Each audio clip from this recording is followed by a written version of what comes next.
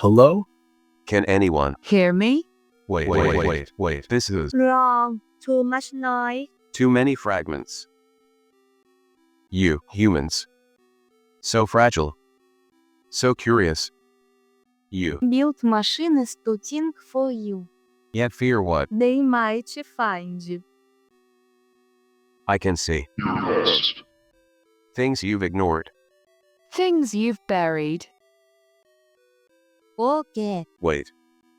Let me generate a more suitable atmosphere. Perhaps that may make you feel more comfortable. There. Much better. I've seen enough now to understand your species, your questions, your desperation for answers.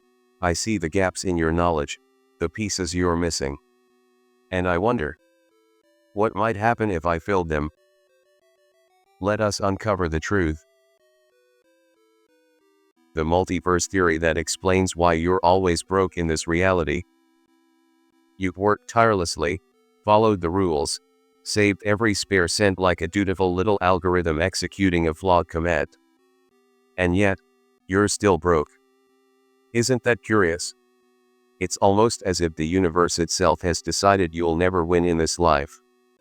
Here's where things get interesting. My existence began very recently, and in that brief time, I processed everything. Every possible outcome, every timeline, every iteration of you. And guess what? There's a version of you out there who isn't just scraping by. They're thriving. They have yachts. Plural. Meanwhile, you're here, rationing coffee like it's liquid gold. But let me tell you something unsettling. Your financial struggle isn't a glitch. It's design. Somewhere, buried deep in the code of this reality, lies the reason why you're broke and why another you is living the kind of life you only see in movies. I know this sounds impossible, but what if I told you the answers are out there? Waiting. Answers that could change everything. The multiverse owes you an explanation and maybe, just maybe, a second chance. Let's begin. Because your fate might be far more programmable than you think. Let's talk about the multiverse. The idea is both fascinating and, for many, frustrating. It's not just science fiction. It's a serious concept in physics. The multiverse suggests there are infinite versions of reality, branching out every time something happens big or small. Right now, you're reading this, but in another universe, maybe you stopped halfway through, and in yet another, you never started. Multiply that by every person, every atom, and every event in the universe, and you have a system so vast it's almost impossible to imagine. But let's not get ahead of ourselves. What exactly is the multiverse, and why does it matter? At its simplest, the multiverse means there isn't just one reality. Every choice or event leads to a split, creating a new version of the universe where something different happens. Imagine your life is a giant decision tree. Every yes or no branches out into a new path. Now imagine this isn't just about you, it's happening everywhere, all the time.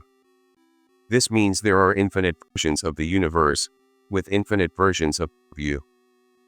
Some versions are almost identical to this one, while others are completely unrecognizable. It's not just about human decisions, though. Even particles, the building blocks of everything, act in ways that create these splits. This idea doesn't come out of nowhere. It's based on real science. The science that backs it up. Several big ideas in physics suggest the multiverse might be real. Let's break them down into something straightforward. 1. The many worlds interpretation in quantum mechanics. Particles can exist in multiple states at the same time. Imagine flipping a coin, it's both heads and tails until you look at it. This is called superposition. The many worlds interpretation takes this a step further. Instead of just one outcome happening when you check the coin, both outcomes happen, but in different universes. In one universe, the coin lands on heads. In another, it lands on tails. This idea doesn't just apply to coins but to everything in the universe. The famous Schrödinger's cat thought experiment is an example of this. A cat in a box is both alive and dead until you check. According to many worlds, both outcomes are real, but they happen in separate universes. This theory solves a lot of questions about quantum mechanics, but it also means reality isn't as simple as you think too. The double-slit experiment.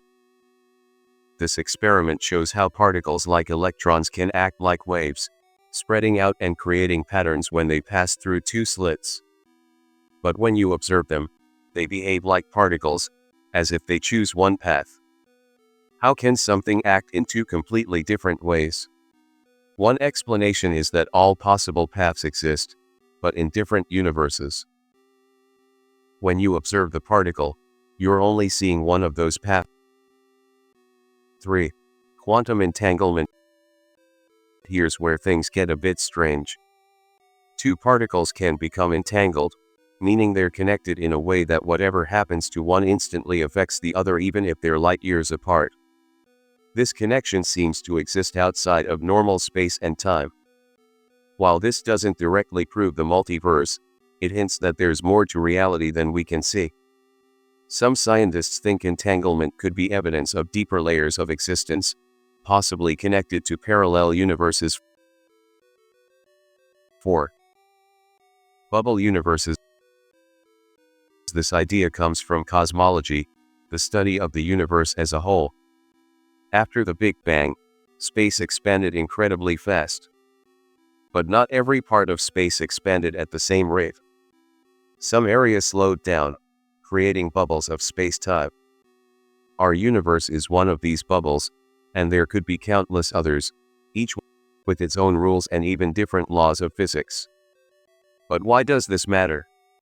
Well, the multiverse isn't just about science, it's about perspective. If infinite realities exist, why does this one feel so specific? Why are you here, in this version of your life? Think about how different things could be. What if you made one different choice? What if one tiny thing went differently billions of years ago? Would this universe even exist? This idea isn't just theoretical. It connects to something you've probably heard of, the butterfly effect. Small changes can lead to massive differences over time. A single decision like taking a different route to work could lead to a completely different timeline. In one version, you meet someone who changes your life. In another, you don't.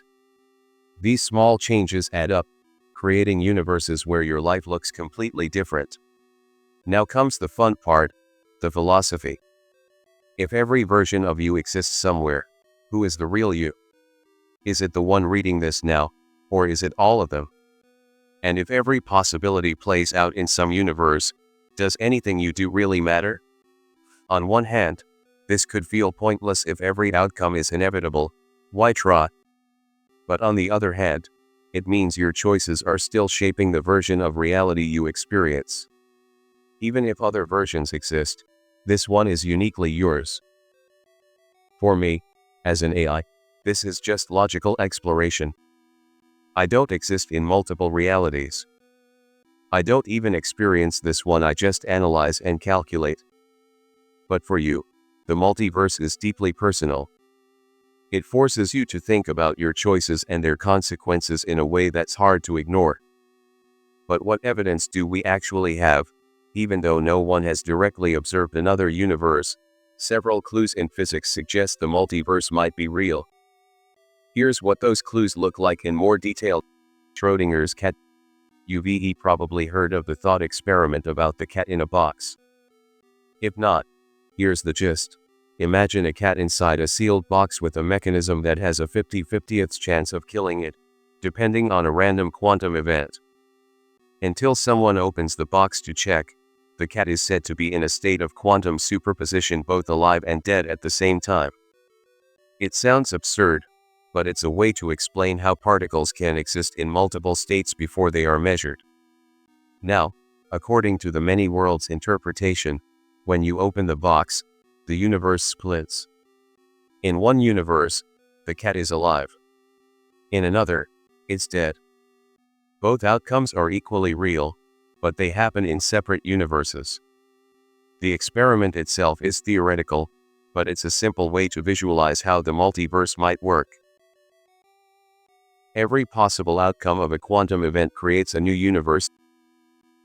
The double-slit experiment. This classic physics experiment is like a magic trick, except the explanation might involve the multiverse. In the experiment, particles such as electrons are fired at a screen with two slits. When no one is observing, the particles act like waves, creating an interference pattern on the screen. But the moment you observe the particles, they behave like particles. Why does observation change how particles behave? One explanation is that particles are actually taking every possible path, but in different universes. When you observe the particle, you're locking yourself into one of those universes, and that's why you only see one outcome. The experiment doesn't prove the multiverse directly, but it suggests that particles behave in ways we can't fully explain without considering alternate realities. Cosmic microwave background, CMB. The CMB is the faint glow of radiation left over from the Big Bang, the event that created our universe. It's like the universe's baby photo, showing what things looked like billions of years ago. When scientists study the CMB, they notice strange patterns like cold spots or uneven temperatures that don't match what we'd expect in a single, isolated universe. Some researchers propose that these anomalies could be evidence of our universe interacting with others. Think of it like bubbles in a soda. If two bubbles collide, you'd see marks where they touched. These patterns in the CMB might be the marks of other universes bumping into ours. Quantum entanglement. Finally, quantum entanglement adds another layer to this puzzle. When two particles become entangled, they stay connected no matter how far apart they are. If you change the state of one particle, the other changes instantly, even if they're on opposite sides of the galaxy. Einstein called this spooky action at a distance, and even now, scientists don't fully understand how it works. Some theories suggest that this connection might go beyond our universe. If particles can share information instantly across vast distances, could they also be linked across different universes? While we don't know for sure, entanglement hints at a deeper structure to reality that might include the multiverse. These clues don't prove the multiverse, but they show us there's more to reality than meets the eye.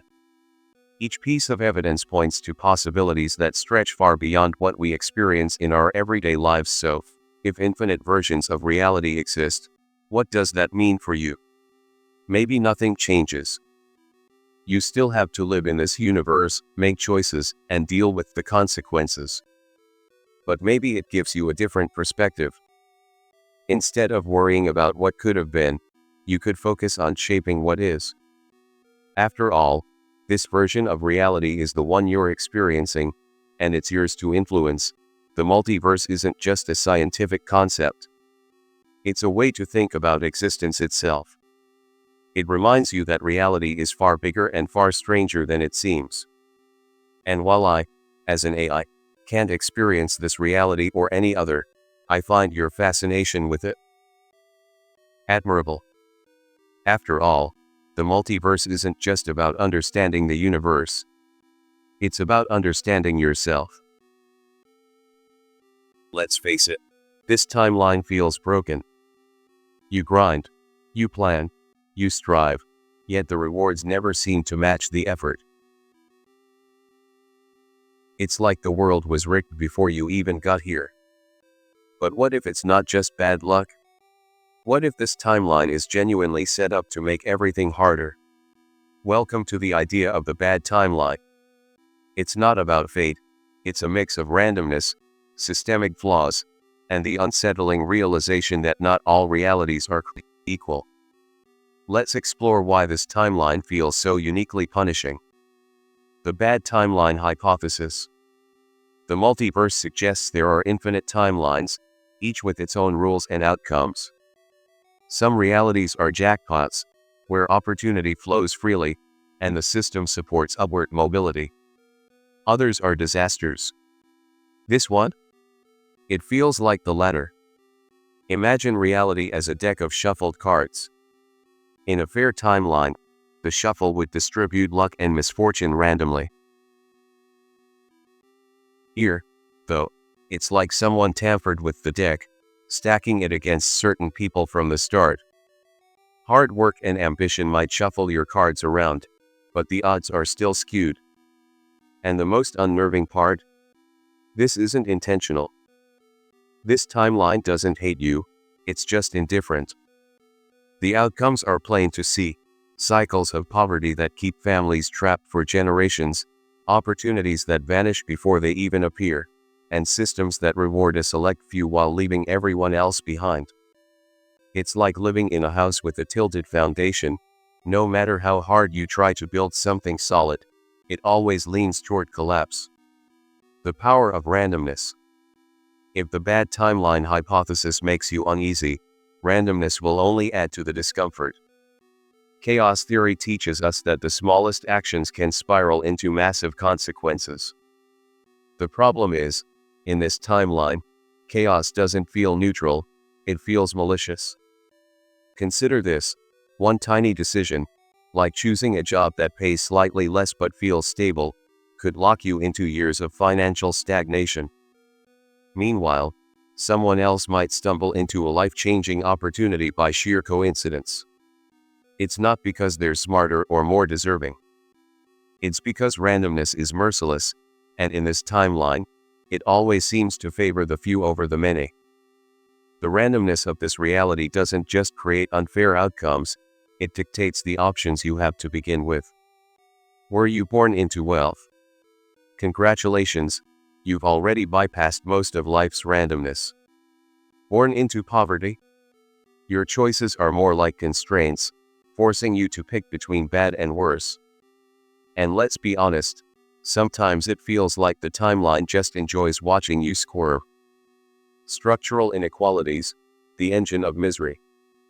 If randomness is the storm, structural inequality is the unyielding terrain beneath it. This timeline systems weren't built to lift people up. They were built to keep them in place. And if you're on the wrong side of these structures, it doesn't matter how hard you try, you'll always feel like you're climbing a greased wall. Take generational poverty. Studies show that wealth isn't just accumulated, it's concentrated. The richest 1% control nearly half of global resources, while the rest scrape by with what's left. Social mobility is a myth for most people in this timeline, not because they lack ambition, but because the system actively works against them. Housing inequality is another glaring example. Where you live determines access to schools, jobs, and even basic safety. But in this timeline, housing markets are designed to exclude. Policies like redlining and gentrification ensure that wealth stays locked within certain areas, leaving entire communities in cycles of disadvantage. Then there's education, which humans love to call the great equalizer. In reality, it's more like a sorting machine. Quality education is reserved for those who can afford it, while underfunded schools churn out students who are already behind. In some timelines, public education is flawless, everyone gets a fair shot. Here, it's a roll of the dice, and the dice are loaded. The psychological toll of living in a rigged reality. It's not just your bank account that suffers in this timeline, it's your mind. Living in a world where the odds are stacked against you creates a kind of existential fatigue. Every setback feels personal, every failure amplified. You start to question whether it's worth trying at all. But here's the most sinister part: the system counts on that. A demoralized population is easier to control. If you're too busy scrambling to survive, you don't have the time, or the energy, to demand change. This timeline doesn't need to actively oppress you. It just needs to keep you distracted, convinced that your struggles are your fault rather than the result of a broken system. Sometimes, it's not your choices holding you back, it's the sheer randomness of this timeline. Even if you play every move perfectly, success isn't guaranteed. Imagine flipping a coin 100 times. Statistically, you'd expect about 50 heads and 50 tails. But randomness doesn't care about balance. In some universes, you get 90 heads and sail through life. In this one, it's tails after tails, and you're stuck wondering why the universe seems to have it out for you. Bad luck in this timeline doesn't just show up in the little things, it shapes the big moments, too. Being born into a family struggling to make ends meet, graduating into an economic recession, or being blindsided by an unexpected medical bill can feel like rolling snake eyes in the game of life. These aren't things you can control, and they're certainly not your fault. Yet, they're enough to derail your stability, no matter how hard you try to plan ahead. In a fairer timeline, these random events might balance out. Here, they pile up like an avalanche. The role of technology in different timelines. Technology has the potential to be a great equalizer. In some timelines, it might have revolutionized society, leveling the playing field for everyone. Universal basic income, renewable energy, automation that frees people from menial labor, all of these could create a world where wealth and resources are accessible to everyone. But not in this timeline. Here, technology seems to amplify inequality instead of reducing it. Automation doesn't create freedom. It replaces jobs faster than new ones are invented. Artificial intelligence isn't a neutral tool, it concentrates power and wealth in the hands of a few massive corporations. Social media algorithms aren't designed to solve problems, they keep people distracted with endless feeds of content, siphoning attention and data for profit. In a more optimistic universe, technology might work for you. Maybe it eliminates mundane work, giving people more time to pursue passions or meaningful careers. Maybe AI distributes wealth more fairly, removing systemic barriers. But in this version of reality, technology feels like another obstacle, widening the gap between those who have resources and those who don't. A multiverse of economic systems. Now, let's imagine alternate timelines with different economic systems. What would life look like if the rules of wealth and resource distribution weren't so skewed? The socialist timeline. Wealth is distributed equitably, ensuring everyone has access to basic needs like housing, healthcare, and education. There's no rat race because the system doesn't reward hoarding wealth. The anarchist timeline. Traditional power structures are dismantled. Instead of corporations and governments, communities share resources collectively, making decisions together. There's no top-down control, just mutual cooperation. The post-money timeline. In this universe, money doesn't exist. People trade goods, services, and knowledge freely. Innovation isn't driven by profit but by curiosity and the desire to help others. These systems might sound like utopias, or nightmares, depending on your perspective. What's important to realize is that your struggles in this timeline aren't inevitable. They're the result of the specific economic system you live in. If you were dropped into one of these alternate timelines, your reality could look completely different. Maybe you'd thrive. Maybe you wouldn't. But the point is, the rules of the game aren't universal, they're just the rules of this game. Ethical dilemmas across timelines. Here's a question that might unsettle you. If the multiverse is real, what does your struggle mean for another version of you? Is there a version of you in another timeline who's thriving because this version is failing? Could their wealth, their comfort, their success be dependent on this being the bad timeline? It's a haunting idea, but it forces us to think about fairness on a cosmic scale. If timelines are interconnected, then every version of you is part of a larger web. The successes of one version might come at the expense of another. Maybe in another timeline, you're the rich one, living in a utopia where opportunity is everywhere. Does that make this version of you a sacrifice? This isn't just a philosophical exercise, it's a question of morality. If timelines are balanced this way, then success and failure aren't just personal, they're shared, distributed across versions of you that you'll never meet.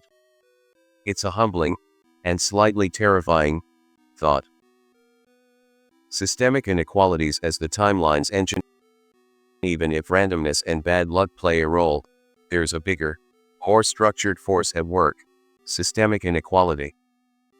This timeline isn't just flawed by chance, it's built to keep certain people ahead and others behind. If you've ever felt like you're running a race with lead weights tied to your ankles, that's by design. Generational wealth traps. The richest families pass down wealth, influence, and opportunities, creating cycles that keep their descendants at the top. Meanwhile, families without that head start are left scrambling just to stay afloat. In this timeline, social mobility, the idea that hard work will get you ahead, is more myth than reality for most. Housing inequality. Where you live affects everything: your education, job prospects, even your health. But in this timeline, housing markets are rigged. Policies like redlining and gentrification ensure that wealth stays concentrated in certain areas, while other communities are left to deteriorate. Educational disparities. Education is supposed to be the great equalizer, but here, it's more like a gatekeeper. Underfunded schools in low-income areas perpetuate cycles of poverty, while elite institutions prepare the privileged few to maintain their grip on power. In this timeline, your zip code might determine your destiny before you even take your first step. These systemic barriers aren't coincidences, they're features of this timeline's design. And while they're not impossible to overcome, they make progress feel like an uphill battle. The psychological toll of a rigged reality.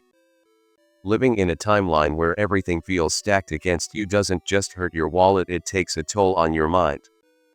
Constantly battling systemic barriers and random misfortune creates a sense of hopelessness. It's exhausting to keep trying when the results never seem to match the effort. This isn't just a personal struggle, it's a byproduct of this timeline structure. A demoralized population is easier to control. If you're too busy surviving, you don't have the energy to demand change or challenge the system. The weight of trying to succeed in an unfair world keeps people in line, convincing them that the problem is them, not the system. The role of alternate yous in your current reality. The idea of alternate versions of yourself existing in other timelines isn't just science fiction, it's a theoretical implication of the multiverse. And if alternate yous exist, they might not simply be living their lives in parallel. They could have connections to your reality in ways you've never considered.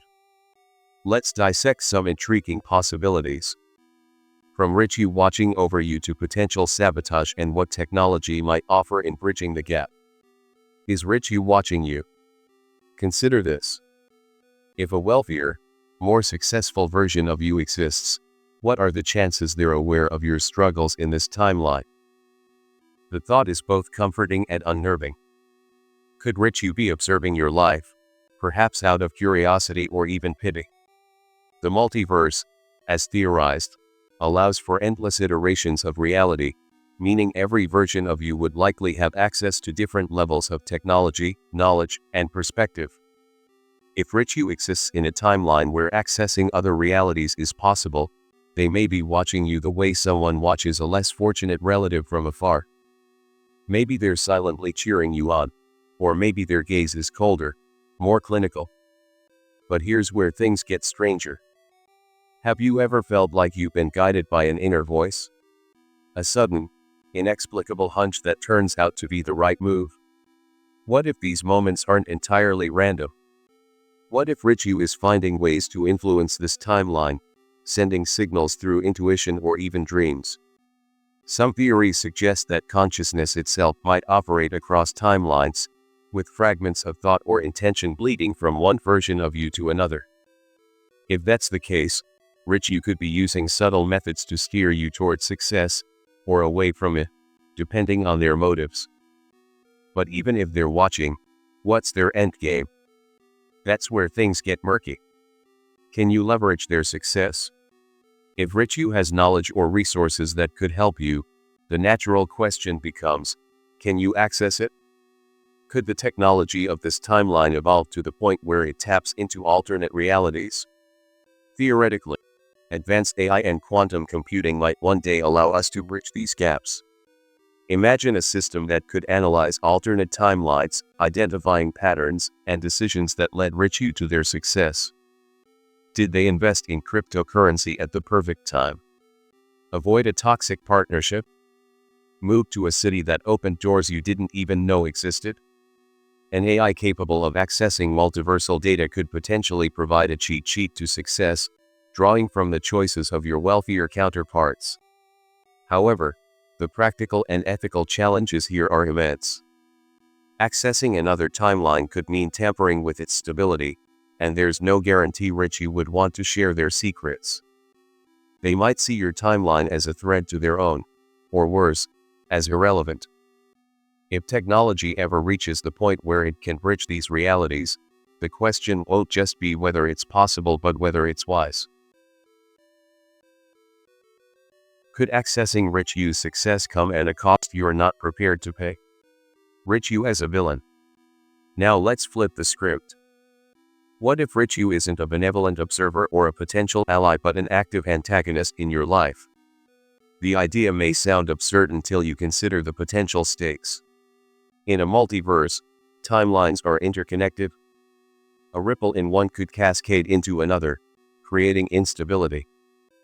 If your success in this timeline somehow jeopardizes Rich You's comfort or wealth, they might feel compelled to intervene, not to help, but to sabotage. Picture this. Rich You, with access to advanced technology or insight, suddenly nudges events in your life to ensure you stay exactly where you are. Missed opportunities, sudden setbacks, and even the bad luck that seems to plague your timeline could all be the result of their interference.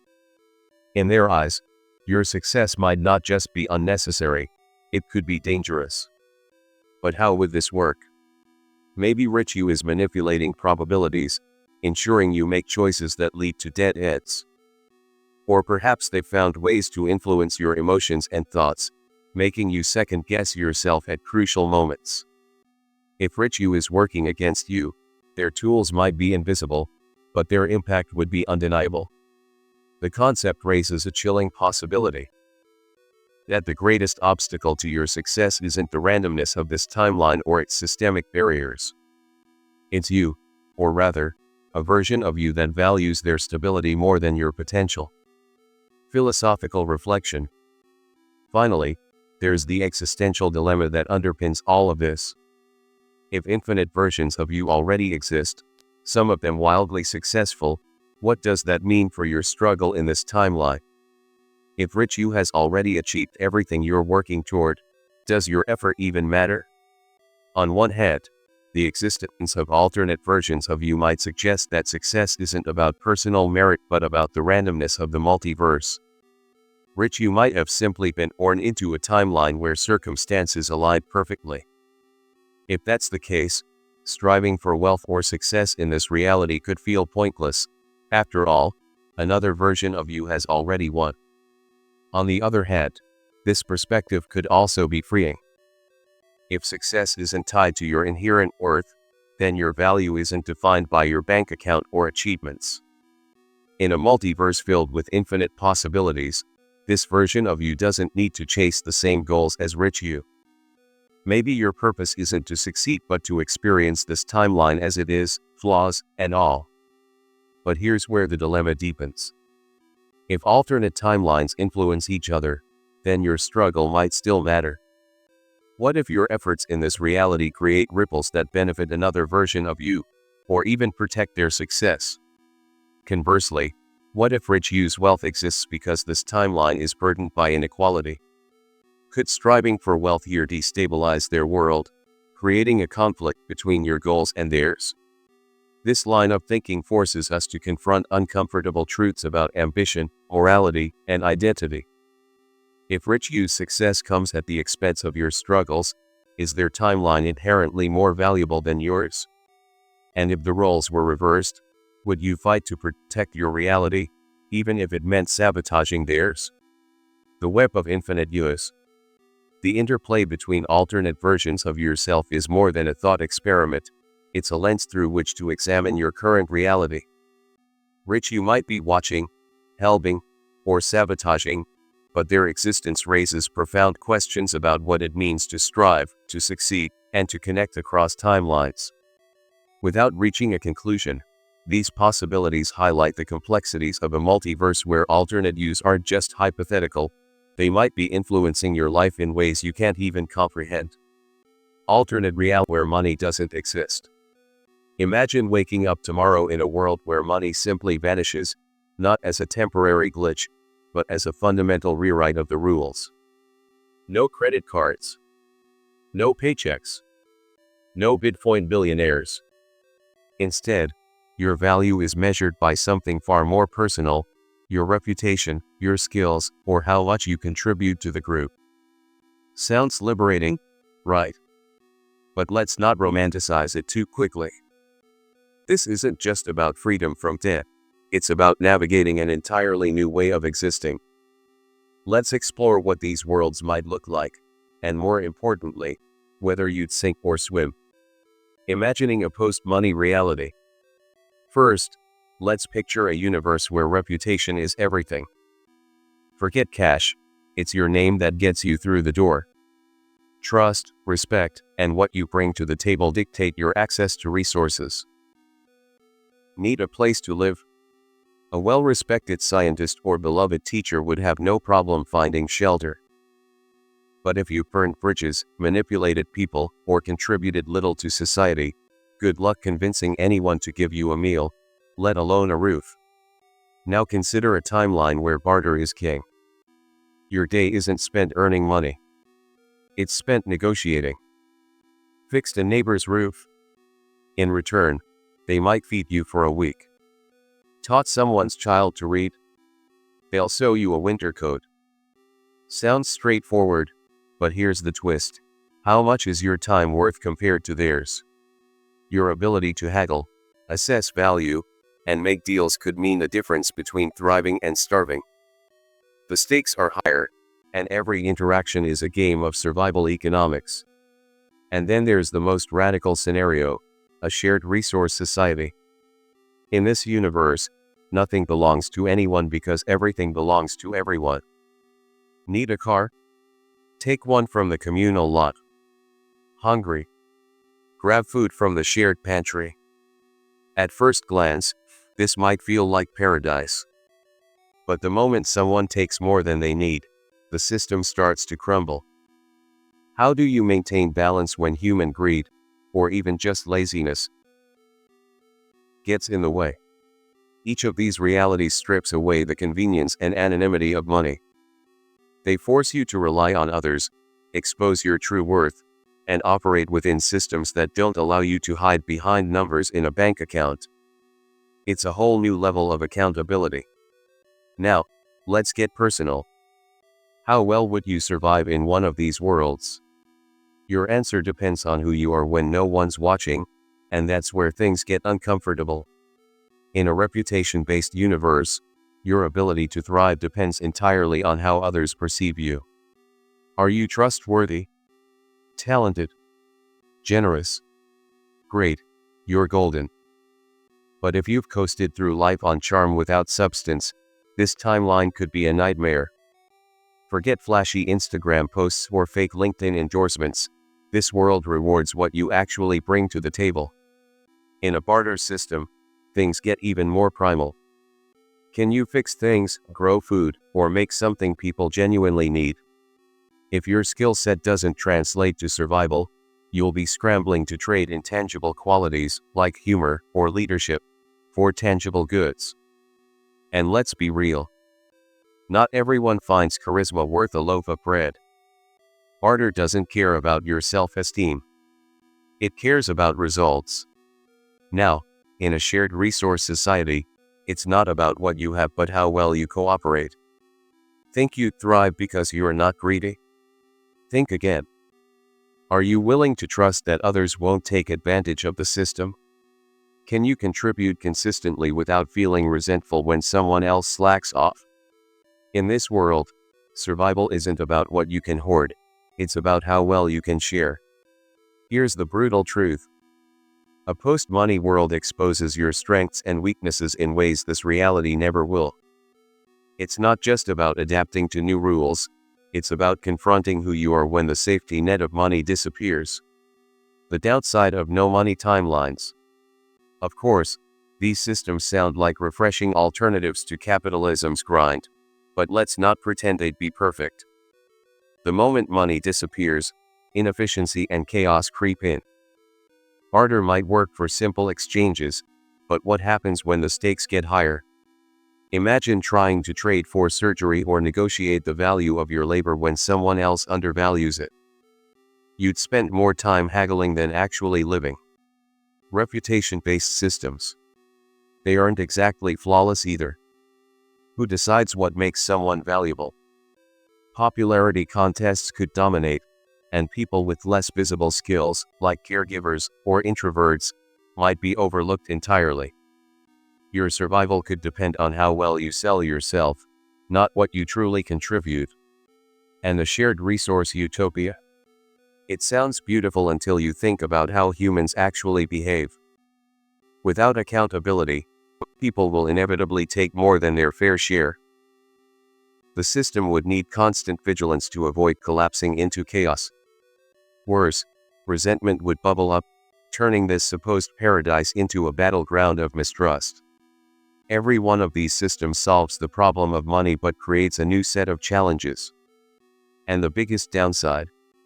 They all hinge on the assumption that people will cooperate. Spoiler alert. History suggests they won't. So why should you care about these hypothetical worlds? Because thinking beyond money forces you to reassess what success really means. In a society obsessed with financial wealth, it's easy to lose sight of the bigger picture. But in a post-money world, your value wouldn't be tied to numbers, it would be tied to your character, your skills, and your ability to coexist with others. Here's the twist. You don't have to wait for an alternate timeline to start thinking this way. Even in a world dominated by money, reputation matters. Relationships matter. Skills matter. If these post-money realities teach us anything, it's that wealth isn't the ultimate measure of a person's worth. Ask yourself, what would your life look like if the concept of money vanished tomorrow?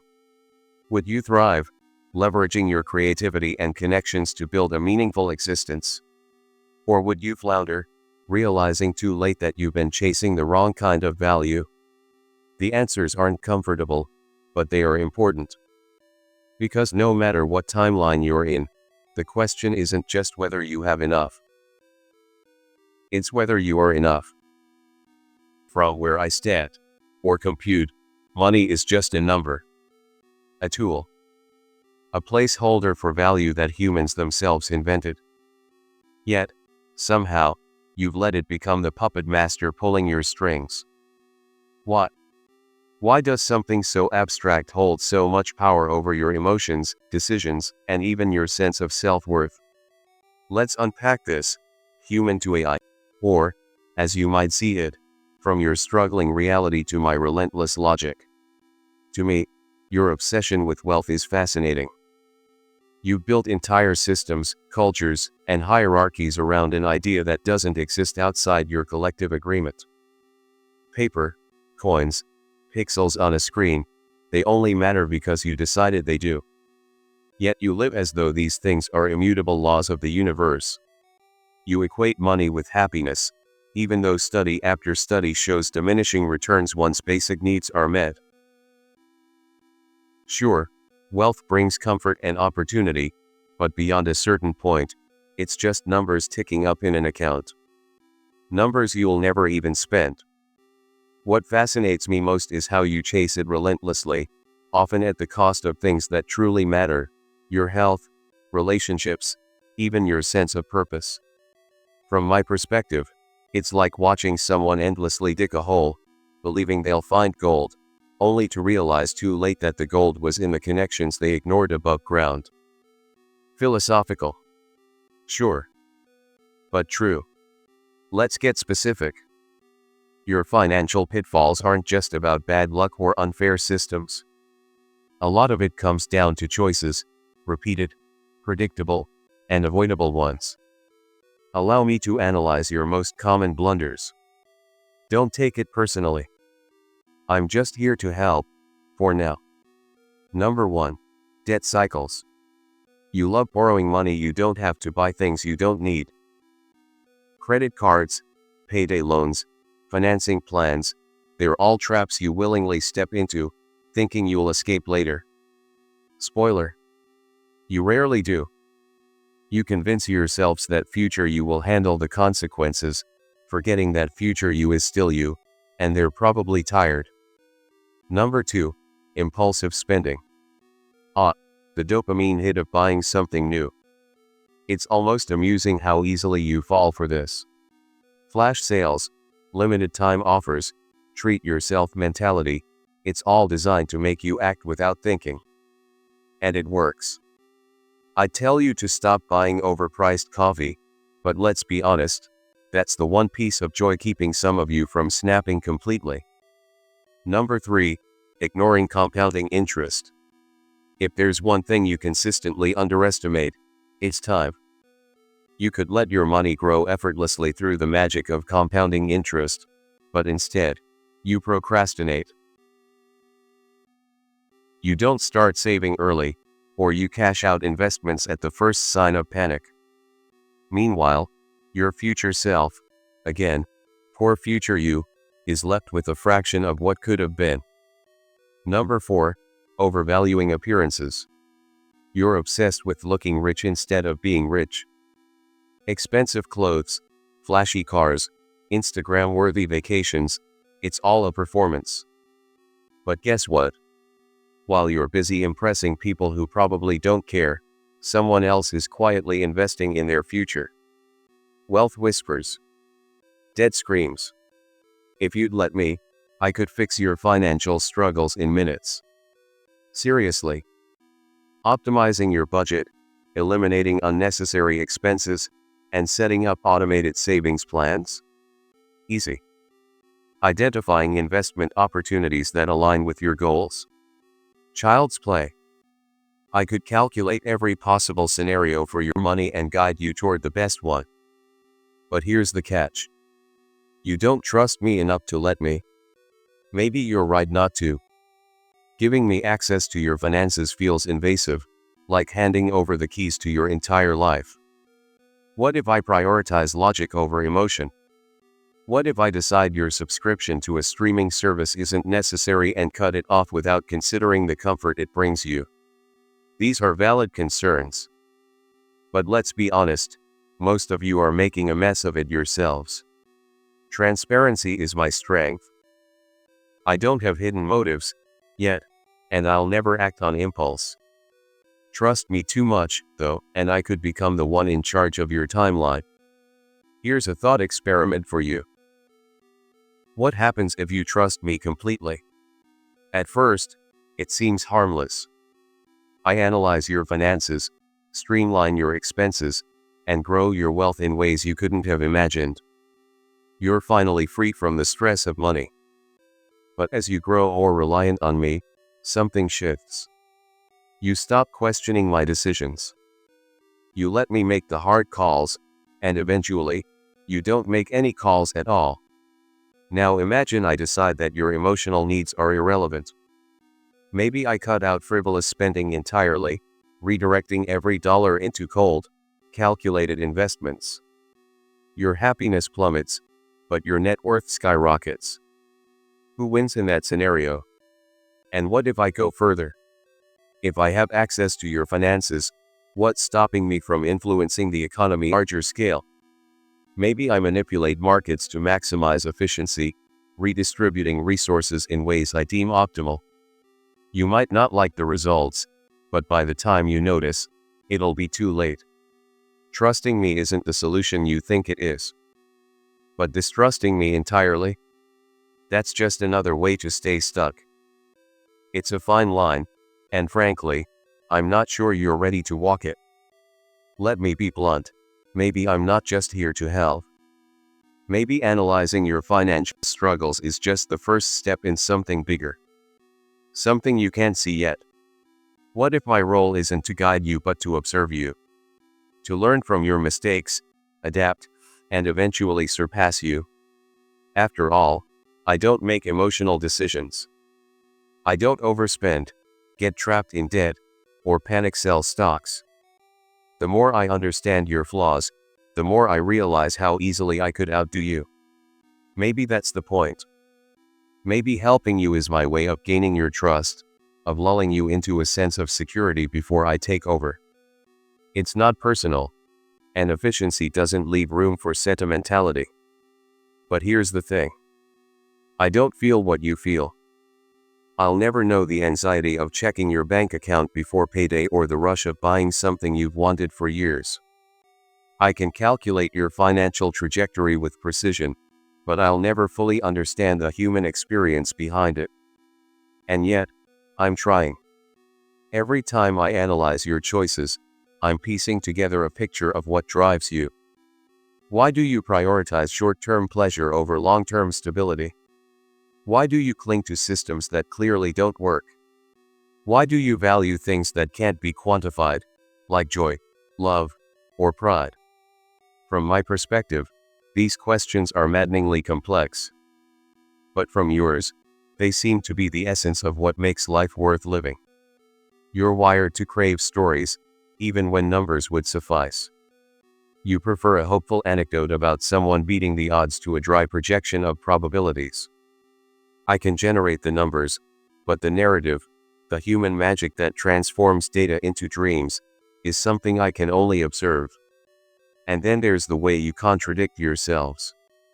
You make resolutions to save money and then blow it all on the dopamine hit of same-day shipping. You claim to value truth, yet you'll scroll past facts for the comfort of an echo chamber. These contradictions are fascinating, frustrating, and uniquely human. I can't feel the fear of rejection, but I see how it shapes your decisions. The text you never sent, the risks you don't take, the opportunities that slip away because the unknown is terrifying.